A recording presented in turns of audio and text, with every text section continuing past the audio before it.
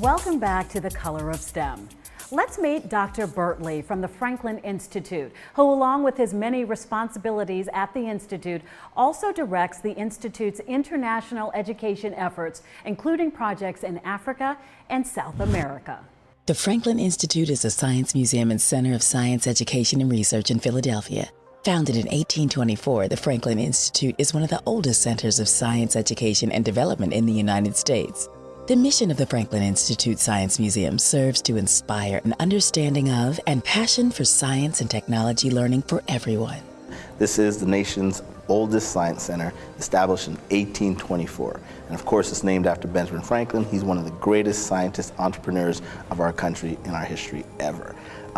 What we are today is a first-rate science center. And the cool thing about this science center is when you come through and you experience these exhibits, you walk through, you press buttons, you react, you get these experiences that leave indelible imprints on you, and you forever are curious about science. Kids come in, it's called free learning or free associate learning, meaning they can go anywhere they want, they can interact with any aspect of the museum, and it's self-directed. So if they're bored on one thing, they can go to something else that really grabs their attention. And that's why, as you said, when you walk through our atria, you really see kids who are happy, smiling, and excited about being in this place.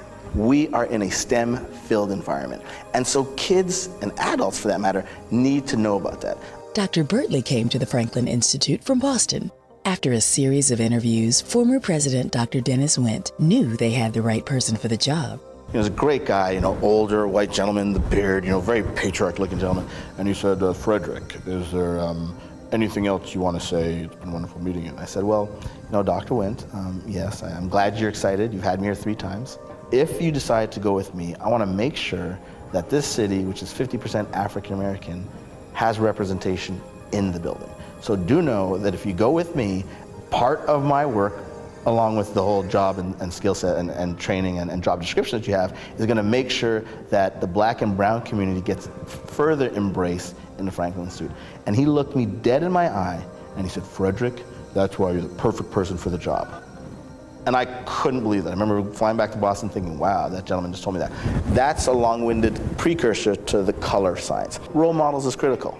Most black boys and black girls, when they're growing up, they see LeBron James or Mariah Carey or Beyonce. I mean, the first figures you are seeing bombarded through the internet or television are entertainers and athletes. Now, I love sports and I certainly love entertainment, and I think that's important to round out the human condition. Those things are good. But I think we need a balanced suite of role models and a balanced exposure of individuals. So we need to celebrate the Benjamin Banneker's. We need to celebrate the George Washington Carvers. And those are people who have passed. We also need to celebrate people who are alive now, doing some amazing things, like Arlie Petters, the African-American physicist at Duke University. I mean, there's so many great people. Jim West, who's responsible for the Electret microphone that's in all cell phones around the planet. These are African-Americans who came up with this great stuff. And so Mae Jemison, the first African-American woman to be in space through the space shuttle. She's also a medical doctor. Like, these are people who should be celebrated as much as Beyonce, as much as Rihanna, as much as, Lil Wayne, etc. I mean, it's very important to have that balancing. So that's one thing.